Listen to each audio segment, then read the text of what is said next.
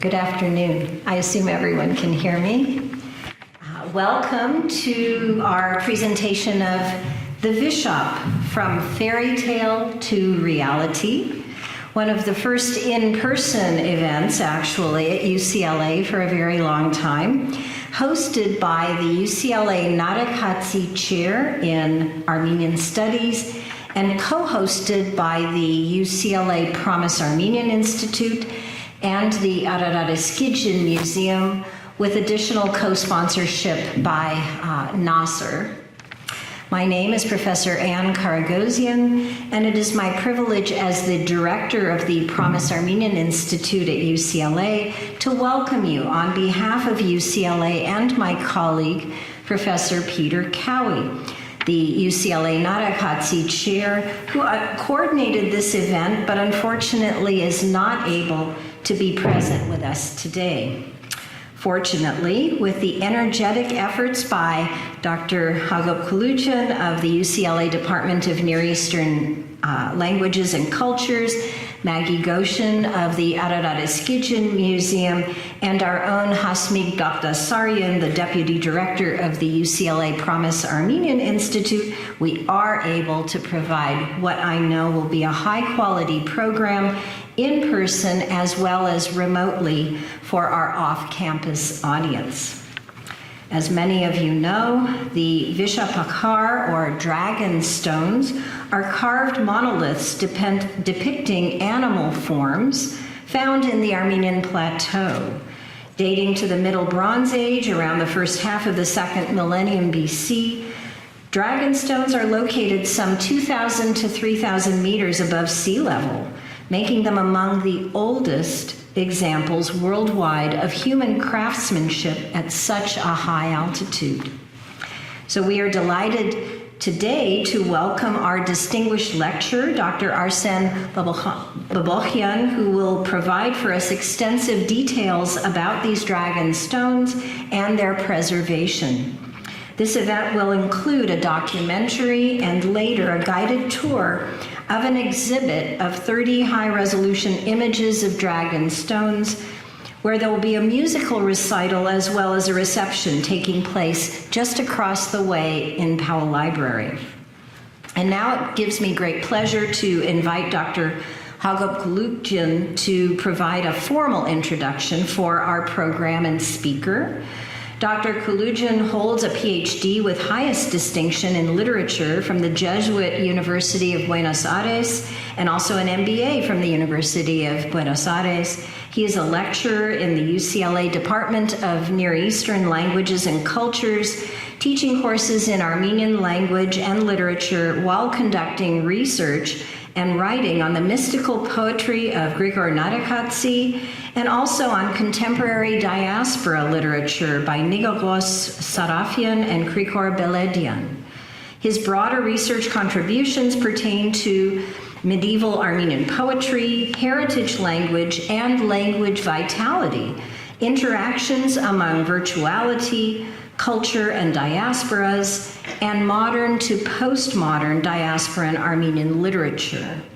During the last decade, Dr. Kulujan has been especially active in both research and activism around Armenian language vitality in the diaspora, in particular in Western Armenian. So without further ado, Hagop, I will now turn the event over to you.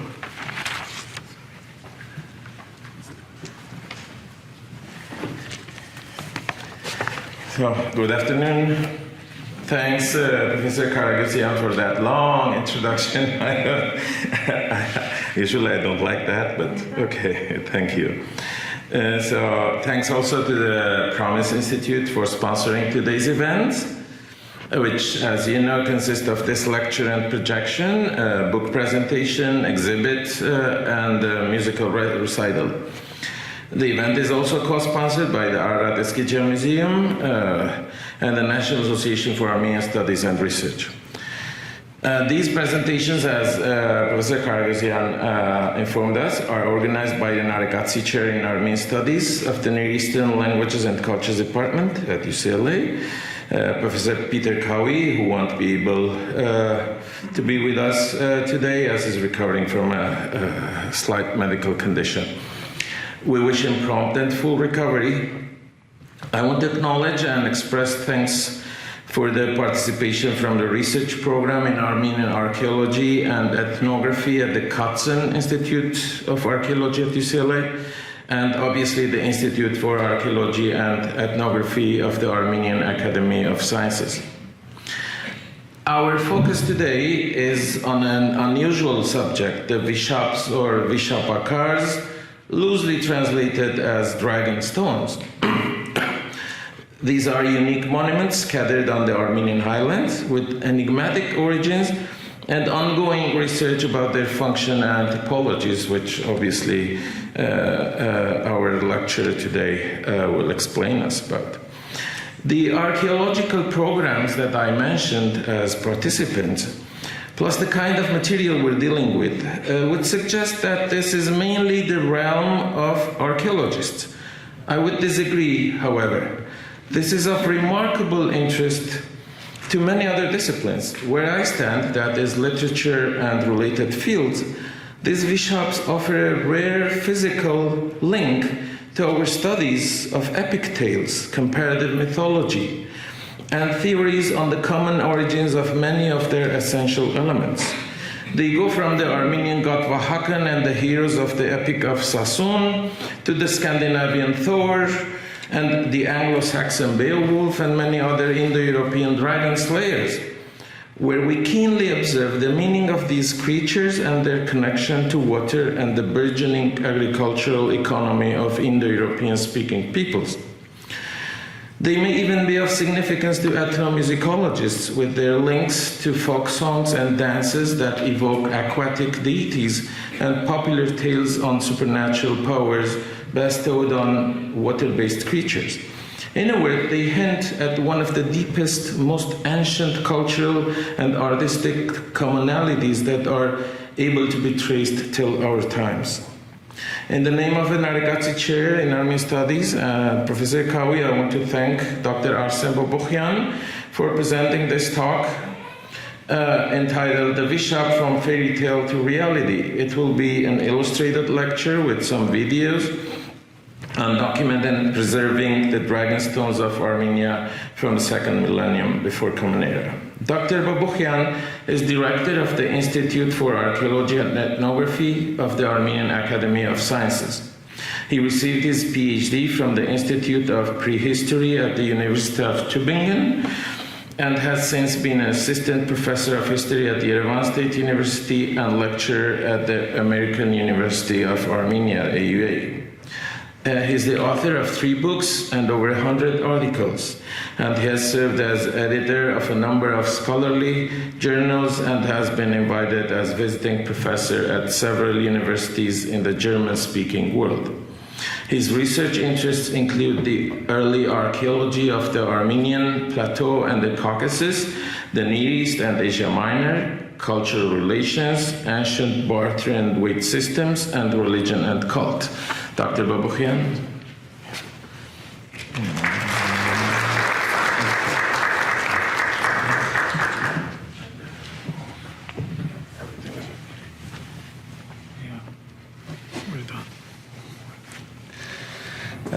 Dear Dr. Kurjan, thank you very much for presentation. And dear ladies and gentlemen, it's a great pleasure for me and big honor to be at UCLA and present a topic on which we are working since 10 years, but we are not the first. The problem is now since the 100 years, this interesting phenomenon of dragon stones. And what I shall try to present for you is the phenomenon of dragon stones. Here you can see the overview of what I shall speak about. I shall present what is dragonstone, its meaning. The main object of recent excavations is Dirinkatar on the mountain Aragats. I shall try to go to the most important problem of study of Vishaps, it's dating. which is still now not clear until the end. Then I shall present the cultural context in which they appear, and the most important work that brought us to UCLA is the problem of their protection, and we are working on this problem since some years, and we have very essential results, and I shall try to concentrate essentially on this problem, and as one of the most essential questions, once again, the problem of future of the Vishaps. Of course, my presentation is academic, but not to be very much in this context. I would like to begin with a small film which is realized by our team in two mountains, on Gerama mountain and on Aragats, in connection of the protection works. And my main aim is to demonstrate the landscape in which the Vishaps appear for you later to understand in more details with what we are dealing with. So only some minutes.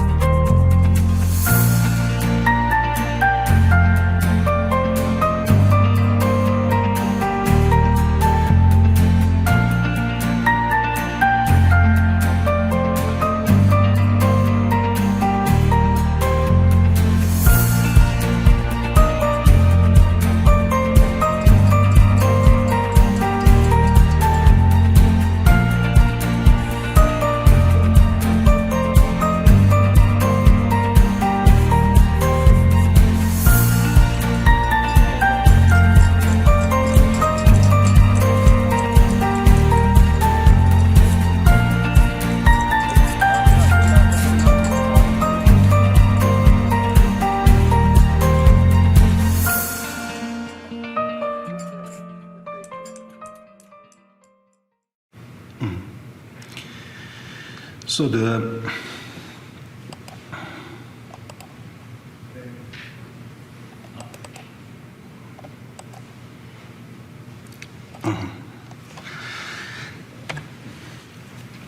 So the Vishaps we demonstrated are now in Yerevan. We are working on them, reconstructing, but their initial contexts are destructed. Because of it, we allowed us to bring them to Yerevan, and after reconstruction, we bring them back to their original places. So you saw also the main traits of the landscape in which these Vishaps are appearing, and now let's go back to the academy. So what are these Vishap stones? What kind of phenomenon they represent? Vishaps are basalt or andesite stone stelae which are on the whole from circa 1 meter up to 5 meter in their height. They are shaped in 3 forms. First of them are fishes. Second are flayed stelae carved with zoomorphic reliefs, most often of bull's skin. And the third type represent their hybrids, so both of them into one. They are situated mainly on high altitude landscapes around water resources, in small and very flat plateaus, and which are pivotal points of spatial sanctuaries. This phenomenon is an endemic for ancient Armenia, so it is present only within the territory of the Armenian highland. We now are up to now circa 100 Vishaps. Most of them are situated in modern Armenia, but we know many of them also outside of its borders, also in Western Armenia. Since 2012, so an Armenian, German, Italian expedition from Berlin and Venice started the systematic archaeological investigation of Armenian dragon stones. And you see the names, Alessandra Gilibert, Pavel Hanila, and myself, who are working on this topic since the last 10 years. But we are not the first who touched this problem. The history of investigation of Vishap stones has around 100 years of history. And you see here well-known names in Armenian studies like Nikolaios Mar, Toros Toramanyan, Ashkharbek Kalantar, Grigor Kapantian, Barselian, Khanzadian, and also Atarpet, who is a writer who investigated very essentially the phenomenon of Vishap stones, and it is very possible that he was the first to see these archaeological objects and define them. So you see here the 3 types of Vishaps. So the first of them are fishes. You see here the photo and here the drawing. Then we have the bulls, and then we have their hybrids. So 2 of them incorporated into one, as you see here on the drawing. This is one of the best examples of hybrids, which is now in front of Sardarabad Museum, and which was brought to Yerevan during the end of 60s of last century. We shall come to this problem later. Very often also birds, double birds appear on Vishaps, and it is one of the essential traits, and as we can see, they are very similar to storks.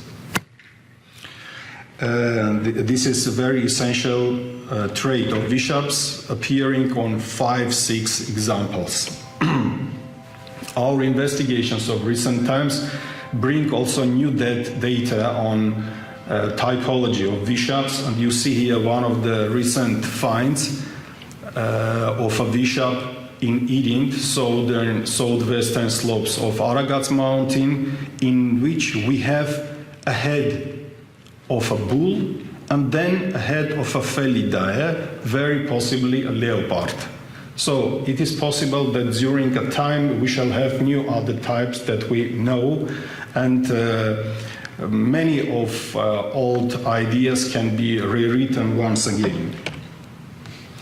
As I already mentioned, they appear in the whole of the Armenian highland. Here is a map which is made by us according to the data we could find in the archives of Atarpet, the Armenian writer of the beginning of the 20th century. And Atarpet brings the names of Vishaps, as you see, not only in modern Armenia, but also in historical Armenia, in many parts of it, even south of Lake Van. So this is a phenomenon which is very essential, very endemic for the Armenian highland, and this has already been noticed by Nikolaos Mar in the early 20th century, who saw very essential ties as phenomena between Vishaps and Khachkars.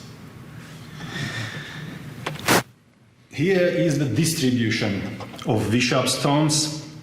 You see, according to the data we know, the biggest distribution of Vishaps is modern Armenia. Here, I have already mentioned the Gerama Mountains, the biggest concentration. We have Aragats. Here we have a less concentration, but Aragat seems to be the most archaic landscape in which the Vishaps appear. Then we have in Syunik, we have in Javakh, we have in Western Armenia. So it means in the areas where we know also the distribution of phenomena, different other phenomena connected with our country. The other map representing a local distribution of Vishaps, you can see here, these are points which are archaeologically known also today. A very essential problem when we are approaching the phenomenon of Vishap by tools of modern archaeology to define the location, where they are located. They appear on two altitudes. We see here the first one from around 1,200, 300 until 2,400. Here are the Vishaps in the framework of settlements. They appear either within the settlement or around the settlements. And the second, but most important, beyond the settlement, on the altitude of 2,400, 3,200 meters above the sea level. And we have there, during our investigations, we could see very important regularity. Those Vishaps which are in the framework of the settlements, they appear alone. And those Vishaps which are up in the mountains, they appear in groups. Why? We don't know, but this is a regularity. Very essential for us as archaeologists is in which context the Vishaps appear. And we see here different kinds of rock carvings. We see here constructions like barrows. We see constructions which the people call giant houses, the function of which is still not very much known. We have Vishaps which appear inside of a kind of platforms. So it is not alone. Vishap is not alone, it has a context. And the difference between new investigations of Vishaps and old investigation is that we are approaching to the phenomenon in their context. So for us, not the Vishap as a stone is important, but the context in which it appears. This is the most important note which we try to realize.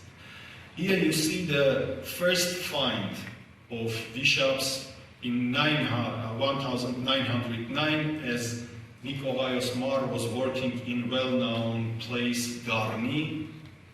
He heard about some kind of mythical creatures which live in the mountains from the people from his workers of Garni, and once with the well-known other Russian specialist Smirnov, they went up to this place, which the historical name is Vishap or Sahurag, and the Kurdish name is Ajdaha Yurt, and this is the first find spot of Vishaps on Gerama Mountains. Here you see the topo map of it with location of different Vishaps. 5 of them have been found here. Two of them were transported to Yerevan and Sardarabad during the 60s. I shall come to this problem later. And the next very biggest concentration of Vishaps is Karmishsar, Kazal Ziyarat, or Tirin Katar on the southern slopes of Mountain Aragats. You see here its place, and on old Soviet maps it is here. This is the most important location of Vishap stones, and because of it we began our work, our excavations since 2013 in this location. Tirin Katar, and Tirin Katar is the most important sacred space of Vishaps still now. Here is the topographic map of the Aragats mountain with location of Vishaps, and as you can see, most of them are looking on the Ararat Valley, the most important heart of ancient Armenia, and the Vishaps as if from the one side, from Gerama mountains, from the side of Aragats, from the side of Haikakan Par, on the mountain Ararat, they are looking all on Ararat Valley. They are keeping it. This is a very interesting phenomenon. And here you see the location of Karmishsar, or Tirin Katar. Here is the location of Tirin Katar. It is on around 3,000 meters above sea level. Or another three-dimensional map with its location. Here is a topographic map demonstrating the places where our team works since 2013, and I shall show some of them, and with excavations or without excavations. This is, for example, the Vishap number 1, which is exceptional because we have not only the Vishap, the dragonstone itself, but also rock carvings on it. But the rock carvings are asymmetrical to the Vishap, which speak for its later dating. So the rock carving was made when the Vishap was fallen. And it is one of those little backgrounds which allow us also to speak about the dating of rock carvings, which is a very difficult question. Or another Vishaps, you see they are in situ in their original places, like this one, or they are a little bit, or they are in loco. It means a little bit far from their original places, like this one, which are destructed during a long history of this place. As we began our excavations in 2012, 2013, we saw a small part of a stone, 1 meter basaltic, so outcrop, and we thought maybe it is a Vishap. We began its excavation. You see what appeared under it, a fish inside of a kind of structure. We call it a kromlech. However, these kromlechs appearing on, for example, on Ararat Valley or in other parts, they are mainly graves. And we thought maybe we are doing with something which is connected with graves, but unfortunately or fortunately, they were not graves of humans. Maybe a grave of a Vishap or something else. It is difficult to understand. You see that during the next years of excavations, other cromlechs appeared near it, then another one, and it seems to be a structure, a kind of a sacred structure in which some kind of rituals were realized, and they were like burials of different stones. You see here these slabs, they were under the stones, on these small stones, and Vishap was one of those stones. And you see here some burials of stones, or another one with, you see it is outside of a construction. Perhaps it was standing here or here. We have excavated here pits with very interesting and very new type of depiction of a bull, of a small bull or a calf coming out of the mouth of its father or mother. It is very difficult to say. You see here from above. Or another one which seems to be in situ, in its original place.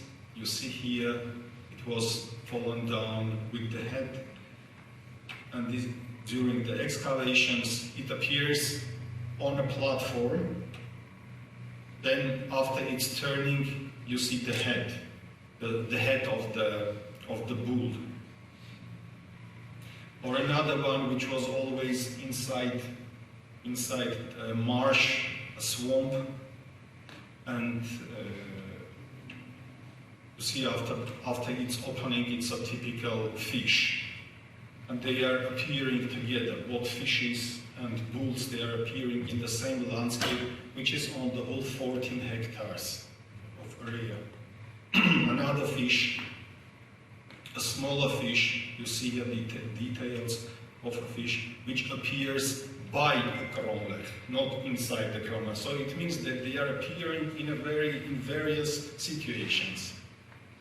And like Khachkars, it is very difficult to find two of them which are similar. And this is the biggest problem for us, to trace the regularity in which they appear. Regarding archaeological finds, as a rule, we deal with pottery and obsidian. You see here, brown is pottery and obsidian, black. Everywhere, small pieces of volcanic rock, volcanic glass, and pottery fragments. You see here in another picture on another Vishap, the lithic finds and pottery. So here are, for example, as a rule, such pottery appears. Most of them are diagnostic, so we can say to which period they belong. It's not a big problem. Thank you.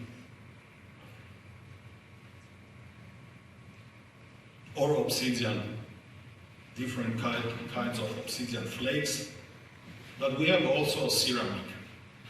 Ceramic like this, which is typical in archaeological terms for the beginning of Middle Bronze Age. This is the end of the 3rd millennium BC, beginning of the 2nd millennium. This is the most important period which is connected with Vishaps. Or we have carnelian beads very often appearing. We are trying to do interdisciplinary research. I shall show some of them, like using ground-penetrating radar. It's like a scanner which scans under the soil and demonstrates the situation if we have luck with such kind of instrument. And you see it worked very good on Tirinkatar, and you see these round things are the rest of cromlechs. Or this is the part I showed we excavated, and the other rounds are other cromlechs which are not visible on the surface. But for example, during other years we can try to use this possibility to also excavate them. The most important result of such works was the discovery of a very big settlement. You see here, this big settlement is about 100 meters in diameter. It is in the context of Vishaps. It is totally invisible on the surface, And this ground-penetrating radar enables such a reconstruction. You see, it demonstrates the place where we began our excavations. So I shall show you here, for example, this is the trench we put to understand with what we are dealing with, and the structure appeared during excavations. You see some details and also pottery of early Bronze Age. And this is, it appeared that this is the highest point of distribution of early Bronze Age pottery, so around 3000 BC on the mountains. Obsidian analyses were also made. As you know, the Armenia is one of the biggest concentration of obsidian. You see the flakes, how they appear, and the analysis demonstrate that the obsidian on this place comes from 5 places. And one of the farthest places is the Sarihamish obsidian, so on the other part of the border. So the people brought this obsidian to this important place. It demonstrates that it was very important also in earlier times. The people came to this place from different parts of Armenia. And you see here the distribution of these obsidian sources. We are doing archaeobotanical or charcoal investigations, sieving from our finds different kinds of seeds, like different kinds of grains, which enable us to speak about the diet of the society which lived there. Geochemistry, making the chemical investigations of the soil enables us to speak before our excavations about possibility of being the certain place a grave or other function. Or petrography enables us to define the belonging of destructive Vishaps, and I show you here 2 cases, 2 Vishaps, which according to petrography we could identify and reconstruct their original setting. You see 1, 2, 3, and these 4 parts from different parts of this sacred landscape. As I already mentioned, the biggest problem is chronology, to which period they belong. And from looking at our excavations, we have 2 essential periods. The first of them is the Chalcolithic, 5200, 4300, and you see also the second stage. And we have C14 radiocarbon dates, which speak about the presence of a population in this place in this period.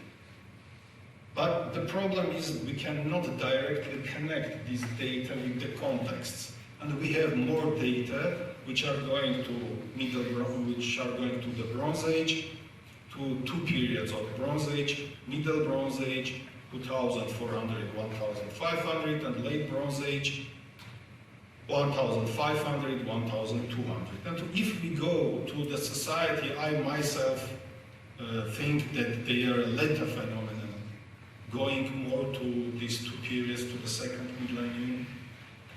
And when we are going to this period, Middle Bronze Age, we have to do here with a society which is defined with such traits like cultural diversity, various sequential groups of black and painted pottery, domination of semi-nomadic lifestyle, relations to Asia Minor and the Aegean, use of thin bronze, and wide use of gold. So this is the period when in Armenia, in particularly, and the southern Caucasus, on the whole, the elite appears. The first reflection of elite in Armenia is the end of the 3rd millennium. Before it, we cannot speak about the presence of an elite in our region. And this is connected also with the appearance of Vishaps. This is very essential social connotation in this context. And you see the status symbols of society which could work with the phenomenon of bishops. You see here different kind of axes, rapiers, silver and gold ornaments, standards which are typical for a society which has an elite. Or you see here from another important place, the Karashan pottery, or objects brought from outside of Armenia. First appearance of horse. This is many things which are speaking about society with elite. The problem of final stage of bishops is easier to understand than its beginning. And we have very good data from Tirin-Katar excavations. You see here the Tirin-Katar number 12, the 12th bishop before excavations, during excavations, inside of once again the structure. And as during excavations we noted that we have parts of the bishops fallen beside the stone. And the most important find is that the head of the bishop, which is fallen to the north of it, and it was remained in situ in its original place until we came here. So we fixed the final point when it was broken. And we put it back on it, and when we turned it, we saw that it is totally destructed. But it is totally destructed in which period? And in this case, the radiocarbon dating, the natural sciences come to help, because the soil from which we took a sample and dates to Iron Age. It means around 1000 BC. And we have five such events in Tirin-Katar. That the bishop is fallen on an Iron Age, early Iron Age background. So now we can more or less definitely say that we deal with an Iron Age end of bishops. And as you already mentioned about Vahagan and such ancient gods of Armenia, anthropomorphic gods appear in the Iron Age. And the Iron Age is the beginning of totally other world. And this is also the end of the world of the bishops. But there are also some possibilities of earlier dating. And here you see another bishop, number 7. And interestingly, it was destructed. It was destructed during Middle Ages. You see here, it was reused during Middle Ages. Here is the context. These stones perhaps belong to the bishop. The most important find here is that for the first time we found the original place of the bishop. So this stone is its core stone, so the stone on which it was standing, and it belongs to this bigger part of the bishop.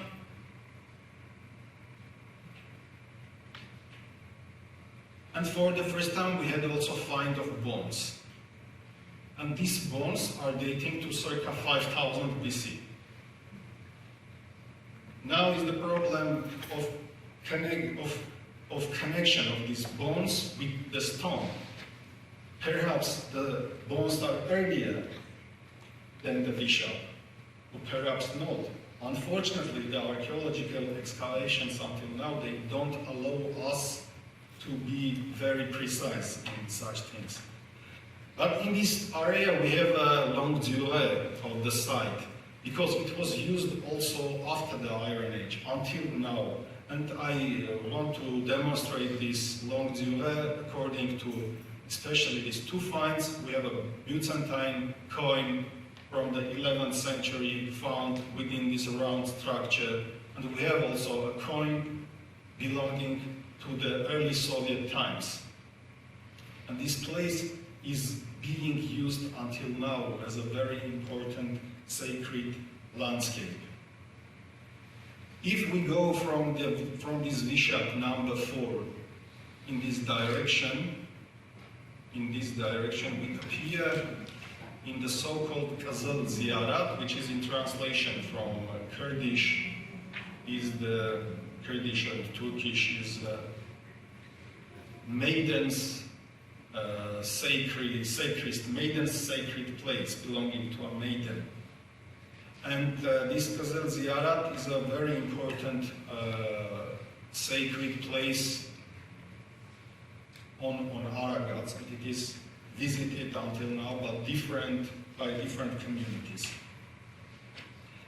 If we try to conclude about Vishaps, so according to our data until now, Vishaps sacred landscapes are open-air sanctuaries dedicated to syncretic cults.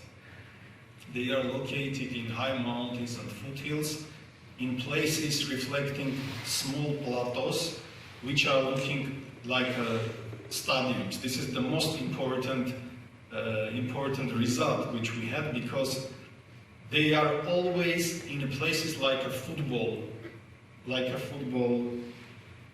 field. And when we understood this detail, we could find more and more locations of Vishaps. They date to the Middle and Late Bronze Ages, although the process of their formation can go back to Chalcolithic period, and later reminiscences can achieve medieval period.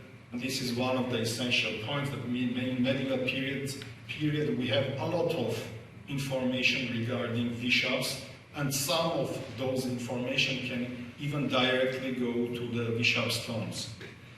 Along with Ants and Himalayas, the Armenian mountains reflect the earliest cases of use of high altitudes as sacred landscapes. Now I come to the problem of protection of Vishaps, the most important topic. I shall try to be, how much time we have we? I need only 5-10 minutes. One of the most essential problems is a problem of replacement of these stones. And the process of their replacement began in the Iron Age, especially in the Middle Iron Age, which we know as an Urartu, as the existence of Urartian state. And you see here, as many of you have been already to Garni, perhaps you have noticed this stone. This is known as an Urartian inscription. Urartian inscription of Argishti I, so the 8th century, beginning of the 8th century BC, but it was made on a Vishap. So it means that Argishti already did not know what is a Vishap. Or when he came to this community, Garni, which is, by the way, is called in the same way Garniani in an Urartian inscription. When he came to Garni, perhaps the people were adoring this stone, and he distorted it. He made a sacrilege to demonstrate his power. This is also possible, but it is difficult to be 100% certain in such things. And this stone was reused in classical period at the beginning of the first millennium BC. This was the secondary use of the stone, once again in classical period. Or we have reuse of Vishaps second period. In medieval period, we know that we have many Vishaps which are turned into khachkars, cross stones, and I show here especially those which appear in Yeregnadzor region, in Syunik, especially this region is well known with Vishaps turned into khachkars. Here, 2 of them in Karmarashen or Alavnadzorisa. These 3 of them with Armenian inscriptions belonging from 10th to 12th centuries AD. And the third replacement and deterioration of bishops took place in modern times, in Soviet times mostly. Many of them were put in beton, for example, with the head down in beton. And you see 5 of them, 4, especially these 4. And the project we began some years ago was correcting their positions. And here you see some processes of their corrections, Karakap 2 on Mount Aragats, here or Davtashen on the village of Davtashen. These Vishaps were brought from the mountains to the villages for different occasions. Or another one, Karakap 3, southern slopes of Aragats. Or even in Yerevan, we have, many of you have noticed perhaps earlier, this Vishap in Paplavok garden, which was moved in different places and then appeared on these stones. But the most important part was on beton, and this was the depiction of a bull on it. And we try in recent times to correct these things. I shall show also another interesting thing, which we realized during last year. Geramasar is an Armenian community on the southeastern slopes of southeastern shores of Sevan Lake. Here we have a church or chapel belonging to the late medieval period, 16th, 17th centuries. We have a Khachkar here belonging to the 13th centuries, which says that its backgrounds could go to earlier periods. And we have here 3 stones. You see here 1, 2, 3. 3 stones which were earlier Khachkar put inside the church.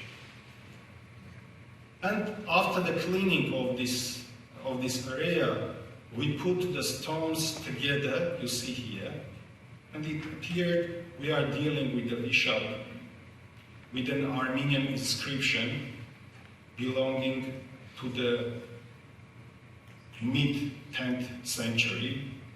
And this inscription tells about a certain Grigor, the sons of Abgar, as a sign put in this place. So we have very different stages of using of this stone. First it was in its original place, then it was reused within a church, then afterwards this region was populated by local Turkish-speaking people who covered the church, and then we came again and excavated it. So it has a very long history of use. And coming to our project, I want to make acknowledgement to Narek Atsice of Armenian Studies, Research Program in Armenian Archaeology and Ethnography, the Promise Armenian Institute, National Association for Armenian Studies and Research, the Ararat Eskijan Museum. Especially I want to stress the names of Margaret Mangasaryan-Goshin and Sophie Khachmanyan for their help in this process. And actually this work began in the moment when Sophie Khachmanyan visited our excavation, and we decided to begin the process of its reconstruction. And from Armenian side, we have the Ministry of Education, Culture and Sport, Archeolab NGO. We are working with scientific committee in the frames of a certain project about what Institute of Archaeology and Ethnography, which I represent myself. And as a last notice, the current and further works of protection, we see here the Vishap I showed at the beginning. This is the Archaeological 5. We appeared here 3 years ago by the help of this shepherd. He brought us to this stone. When we put them together, it appeared that we have a 5-headed bull. Here you see the extremities. Here, these both lines, these both lines. This is the body. This is the body. These are the other extremities. 5-headed Vishap, and it appeared that some 200 meters road goes to the Vishap. You see here this road. You see the road. You see the parts of this road, and so the archaeological. We tried to make an archaeological view with drone from above. You see here is the road. It comes to the Vishap. Vishap is here. Here is the Vishap. Here is the road. And when we appeared in this landscape, so it really seemed to us that we appear in the same situation demonstrated in Armenian tales. We have a Vishap, we have a road, we have water sources around it, and this was just the idea and the name of the book which later appeared as a Vishap between fairy tale and reality, which brought many investigations into circulation. And when we try to speak about further steps for Vishaps, it is of course very important scientific work, protection, increasing social consciousness, and the last of which could be presenting it for the World Heritage List, because the Vishaps have all backgrounds to come into the list because they are unique, they appear in unique landscapes, and they represent something which can be a key also for understanding of other things. And we made also a 3-dimensional reconstruction of this landscape, Archaeological Sar, Yerama Mountains, and I want to end my presentation with this.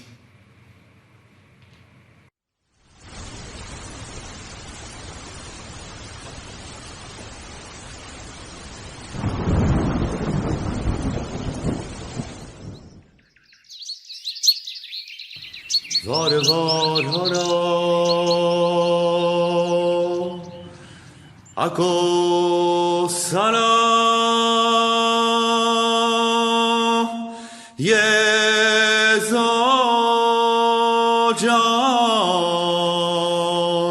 akhperjan.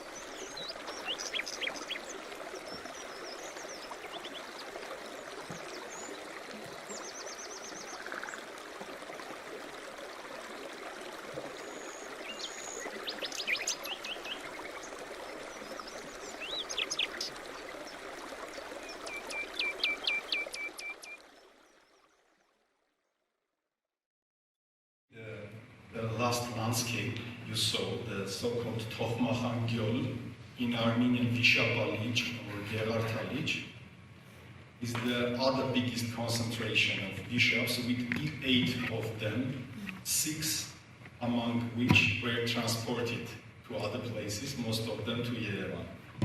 So we have really very essential problem with protection of bishops, and I think that this is very important in symbolical sense, always to go back to their original places. Because when we are bringing our important objects from their original places to town, we kill them. And the most important thing could be, once again, bringing them back. And when we do it, then I think everything will be good, also with our country. Thank you.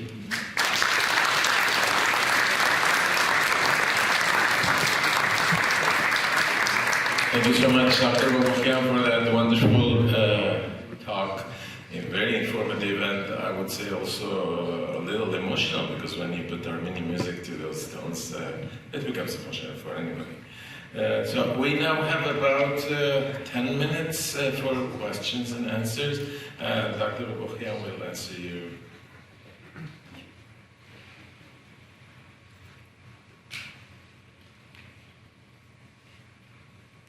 Yeah. Are there any bishops in other countries, and do they relate in any form or shape or history or culture to Armenia's bishops? We have bishops. So I can begin shortly with the phenomenon of megaliths. So megaliths, big stones, are a well-known phenomenon in archaeology. We have concentration of megaliths as standing stones with very similar functions, especially in Western Europe, in Western Asia on the whole. But the bishops as such, as a phenomenon, is typical only for the Armenian highland. And outside of modern Armenia, we have it in Javakh, in modern southern Georgia, and Trialeti, Terek, and we have it also pretty big concentration in Western Armenia, modern Eastern Turkey. And unfortunately, the bishops of Western Armenia are not investigated yet properly. The recent find of bishop is just on Ararat.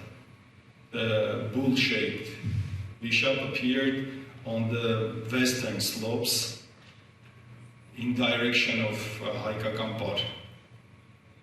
So we have pretty big concentration of them. Even it goes to the Lake Van and south of Lake Van. But only Armenian highland, not outside of it. Any questions? Yeah. Could you talk about the efforts in trying to bring them back to their original spots? You know, it's a really very difficult question. We are now doing a step of corrections. For example, they were put in opposite position. We are correcting them in their original place. Or they are distracted. We are trying to connect them. But at the end, perhaps the most important thing could be bringing them to their original place. And for it, we did a pretty big work during the last 10 years by identifying their original places. And identification means going to the people who transported them. And we found almost all of them, all the transporters, so now we know where they are coming from. So around 25 objects have been transported. It is possible. I hope that one day we can speak about it. Are any of them still standing in their original context? And do you feel that the process, when they were laid down, was it always they were originally standing, then they were buried, and that was the You know, this is a very important but also very difficult question. We have maybe 5, 6 bishops we are standing now. I know that most of them were re-erected during 60s, 70s, 80s. One of them was standing some 100 years ago in the village Sarnahpur in Shirak region, and it is standing just like it is. But since when it is standing there? This is a big question. The only region which can give us a very essential reply to your question is Javakh, because in this region the bishops are treated in the same way until now. And they are standing, most of them are standing. For example, in the villages Ganza, Murjachet, we have bishops which are adored just in the same way, although the people, the Armenians, came to this region at the beginning of the 19th century from Erzurum mostly. Again, they returned to the region in the beginning of the 19th century. However, their attitude towards this stone is very similar to the attitude which could be before their arriving to this region.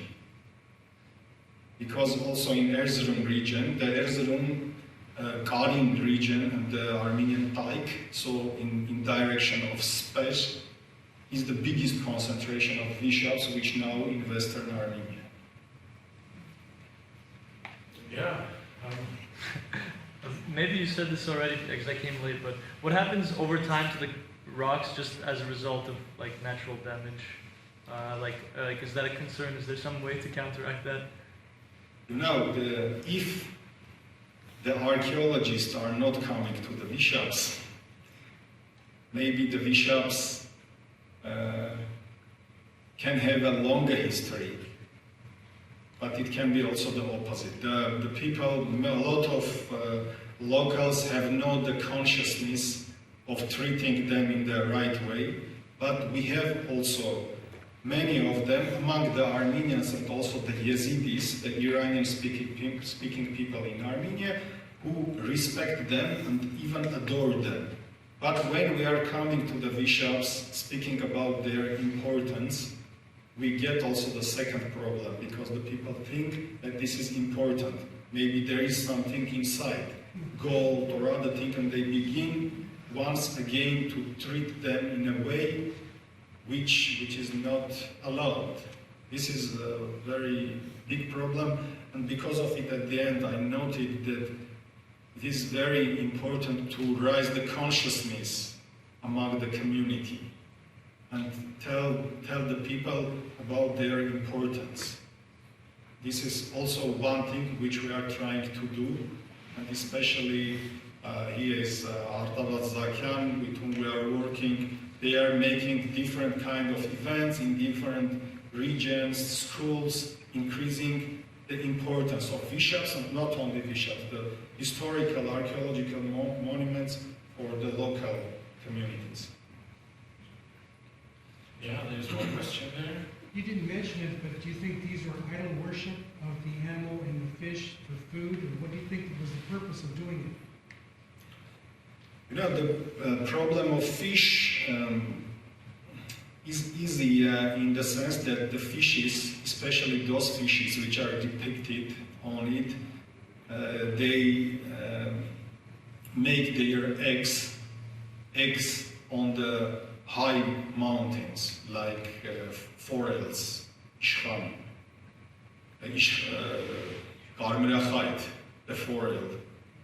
I mean, they are doing their eggs just very high in the mountains, and it is possible from a practical point of view that the people respected this interesting phenomenon. But I can bring the traditional answer to your question. The fishes are there because they protect the sources of waters. Because the water comes, the most of the sources of Armenian waters are coming from the mountains, especially from Gerama mountain and from Aragats. This is the biggest concentration in modern Armenia.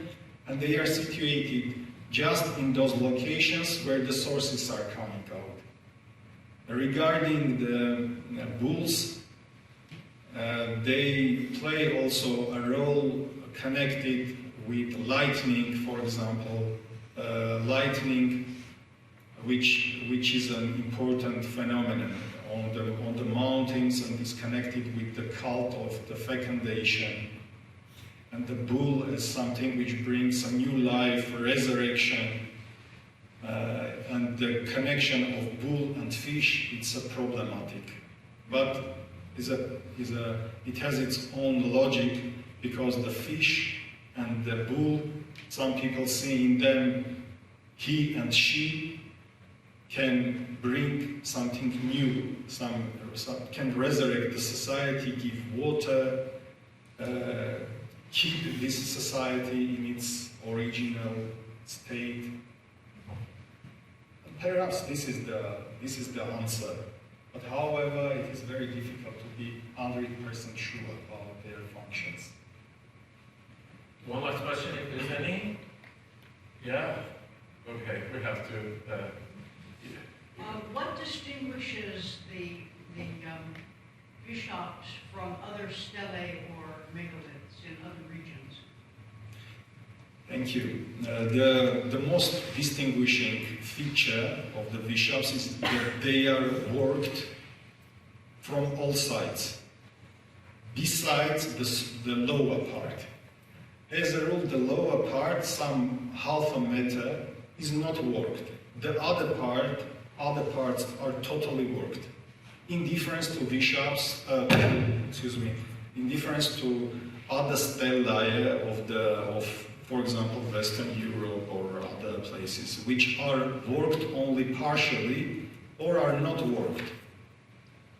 This is the most important. Trait which differentiates them, and of course also the depictions of bulls and fishes, which I do not know in the same way depicted on other objects outside of this region. Yeah, the last one. So do you have any other examples of like the sort of universality of some of the other cultures, like world cultures, and ancient stories that relate to the Vishaps? Yes, of course, the most important thing is the name of the Vishap. Nobody knows that the people of the Middle Bronze Age or Late Bronze Age used this word for this phenomenon. It could be totally different word. Of course, it was totally different. But the phenomenon of Vishap is connected with elements. Different kind of four types of elements. Water, soil, and others. And this elementary nature, being beyond good and evil, is something which is archetypical for different kinds of cultures. And we can find a lot of similarities, even to China or Western European approaches, a lot of similarities. But the reflection of the element is totally different in this region than in other regions. And this reflection is also appears also materially. And this is the main difference and the common background. Thank you.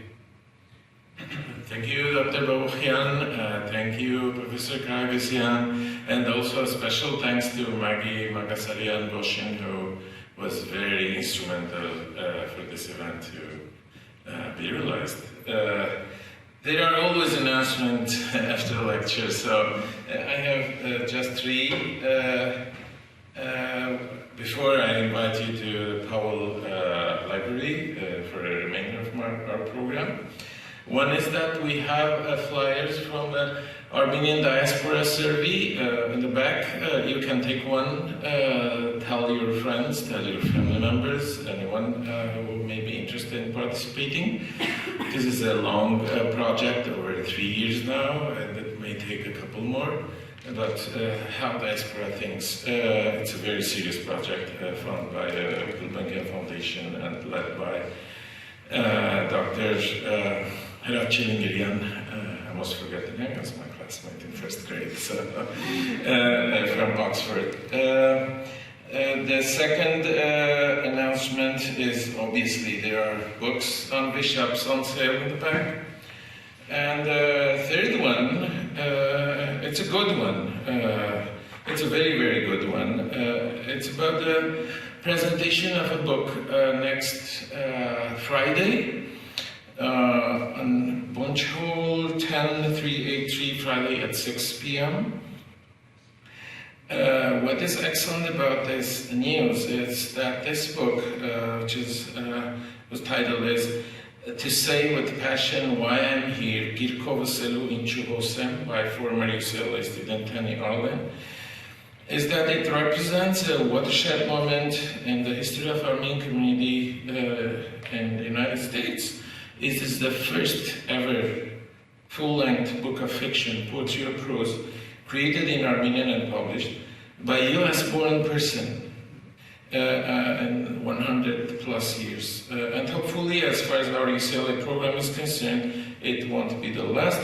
There may be others in the pipeline. All of them started in our programs here at UCLA. So please come to Bunch 10383 Friday at 6 p.m. It will be followed by a wine and cheese reception. It's in Armenian, obviously, but translations will be read and some of the speeches will be in English too.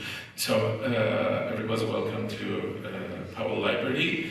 Happy to have you here.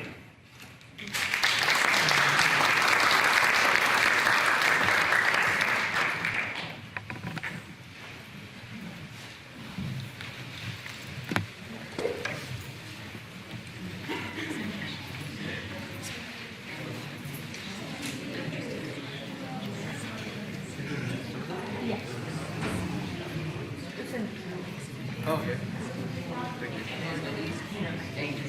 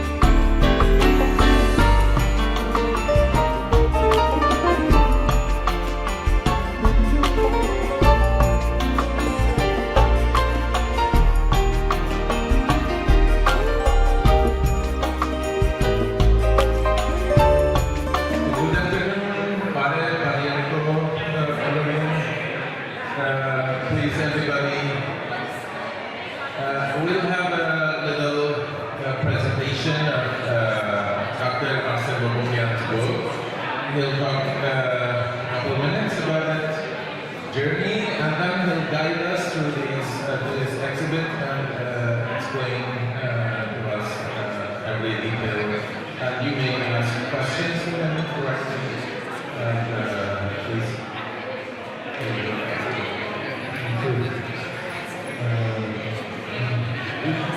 With some words, please.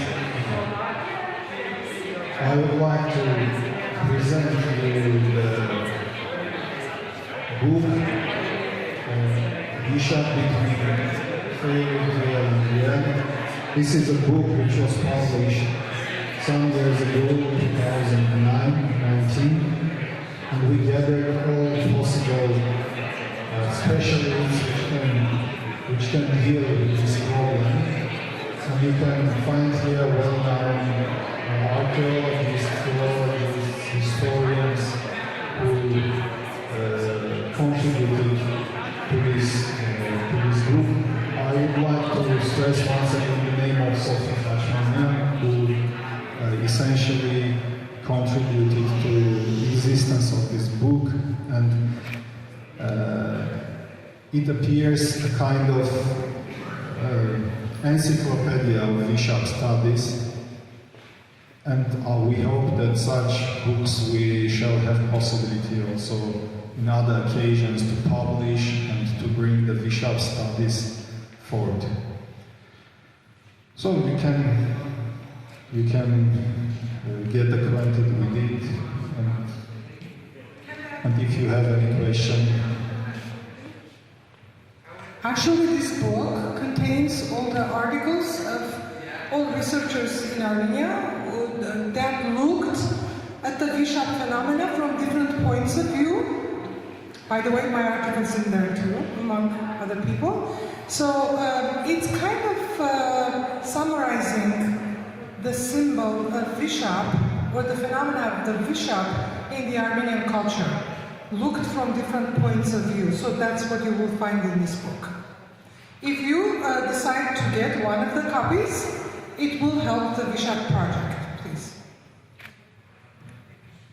And about exhibition, you can see in posters what I think 1 hour speak and talk Dr. Arsen Bobokian. In posters you can visible our work and types of bishops and other things too. You can enjoy it. And you remember Ardamas was the star in the movie? Yes.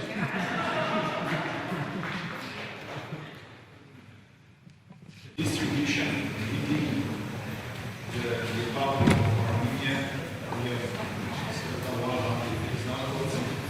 History of investigation.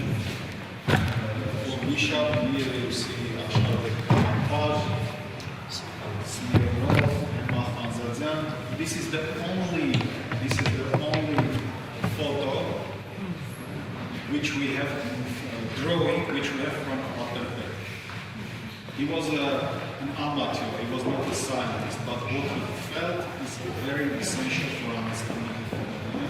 And what he depicts here also is very, very near to reality. And typologies, how the fishes are like Vanstan in Gerhard Halich in Gerhard. Vanstan or Gerhard Halich in Gerhard Mountains. Here we see other fishes in Sakurak or Ajdahayur. I already mentioned this is the first place where Vishap were found in 1909.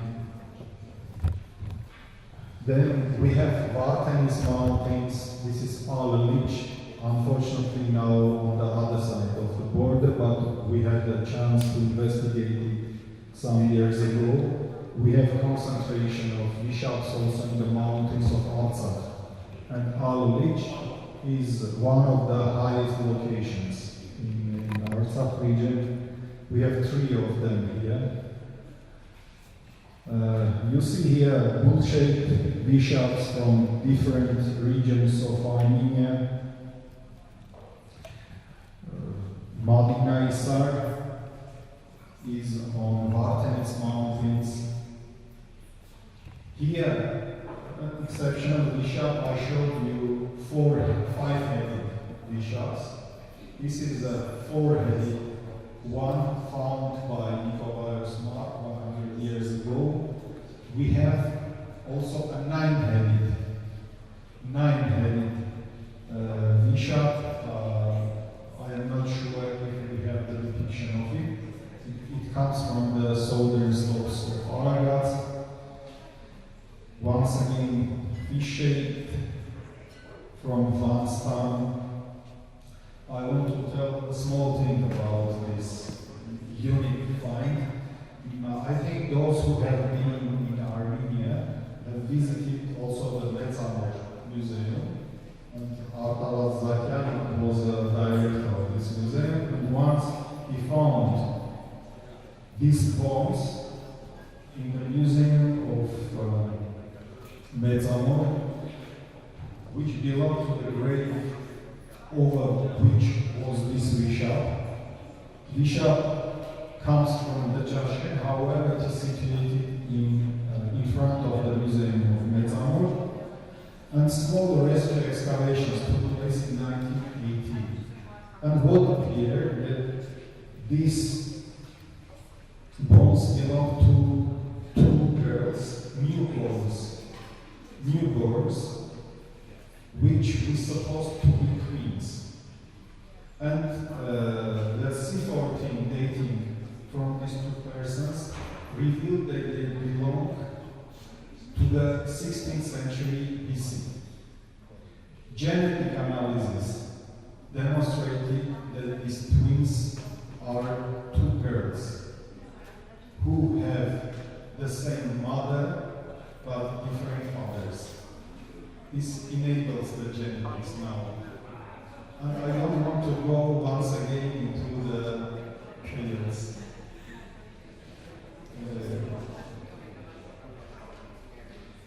Geraslar is in Gerama Mountains. This is the well-known one in front of the Sardarabat Museum. This is a photo, archival photo, which comes from the archive of Emma Fanzadian.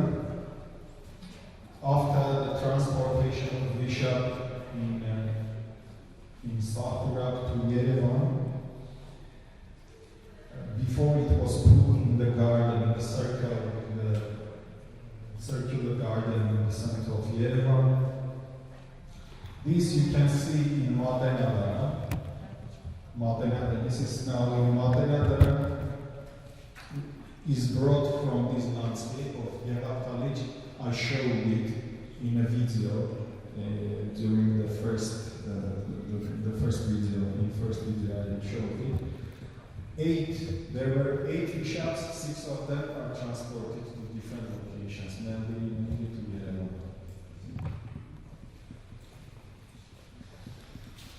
Here once again the hybrids.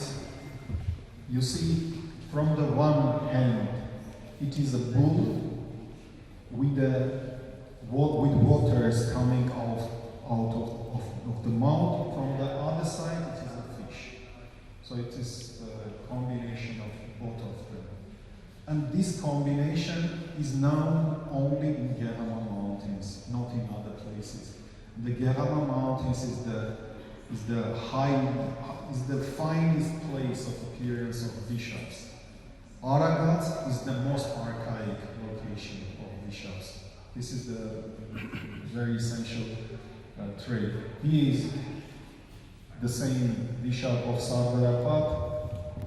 You see the very interesting mythology appears on it. We have two storks, we have the father, and we have the cow coming out of him. This is something that symbolizes the rebirth, some rebirth of nature, rebirth of human being, of animals. This is, I talked already about Garni, and here is the inscription, just by the power of the god Thaldi. Ardishti says, I conquered the country Garniani, the country of the king Siuni. When I returned from the hostile mountains, I drove men and women. And this is made on a Vishap. Why? This is the medieval transformation. I already spoke about it. Ahal 1 and 2 bishops, you see the Armenian inscription on it. I spoke also about Yaramasar. You see here also other details, the drawing. So the bishop was just in the middle of the chapel, and it was supporting the roof.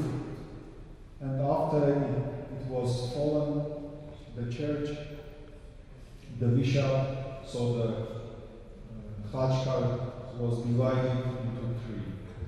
This is a very good reconstruction of locations of in Qatar, 12 bishops.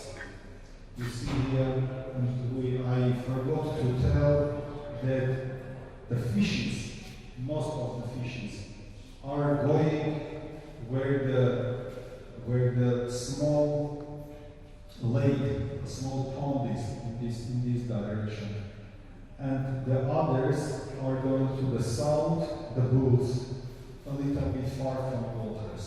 So there is also some regularity. On this part, you can see the excavation of Tirin Qatar, the process of excavations, different Vishapatars. Here you can see the detailed drawing of Tirin Qatar 2. I showed you, this is once again the head of the bull and the child. Cow coming out. This is another one is a new discovery. Another exceptional find.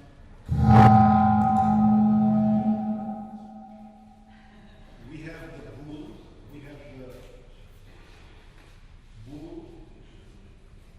But now we are thinking maybe not all of them are bulls, but we can deal also with cows.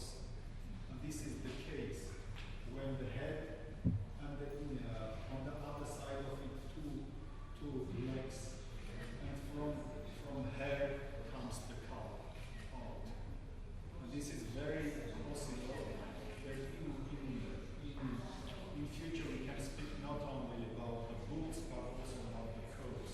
And this is only the process of always we are dealing with rebirth with the idea of rebirth. I showed this excavated Vishap in Qatar 10. This was the first year excavation. So this side demonstrates the restoration works, how these bishops were put in the right position in different parts in Yerevan, Dashkaden, in Aragats region.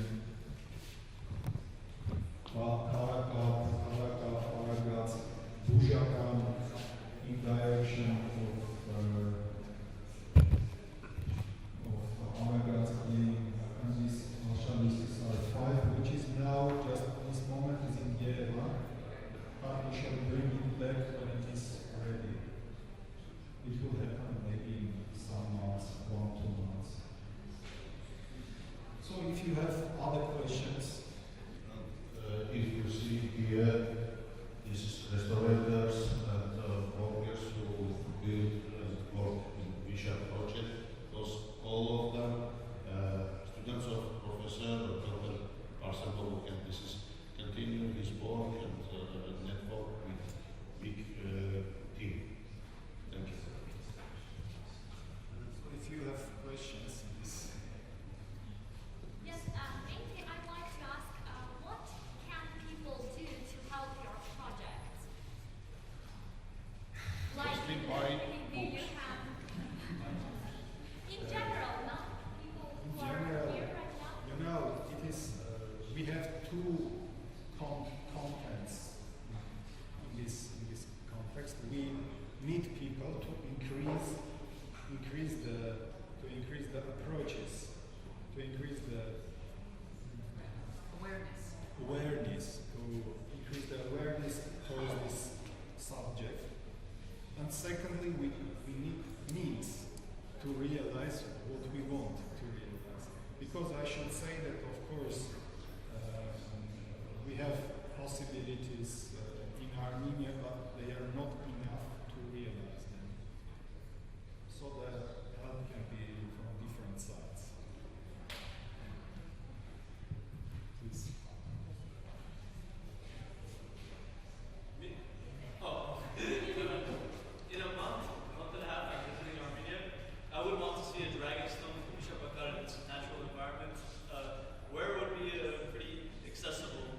information. If not, because some of these are deep in the mountains, maybe a little bit harder to reach. You know, we have, as you, I think you remember, I mentioned that we have some bishops which are accessible among the settlements. Sarnahpur, for example. You can see also these bishops in Dashtader, Karakal, but they are not in their original places. If you want to see them in the original places, you should go to the mountains. The mountains are like Tirinkatar and Aragats. In Gerama Mountains, there are more locations of bishops like Imirze, Vanstan, different others. And should I it probably won't be on Google Maps. I would have asked for I can give you the points, GPS points.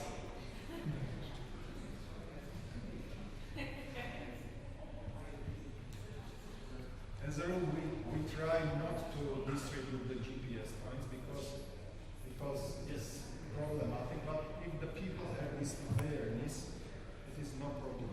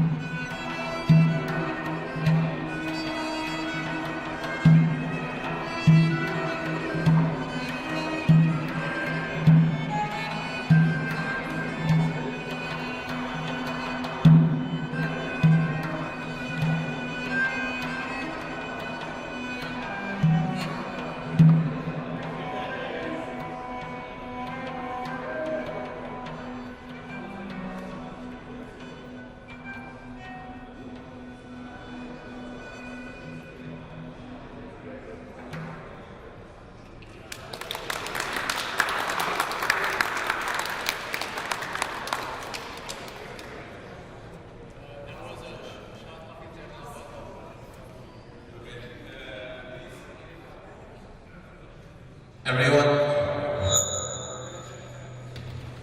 Listen.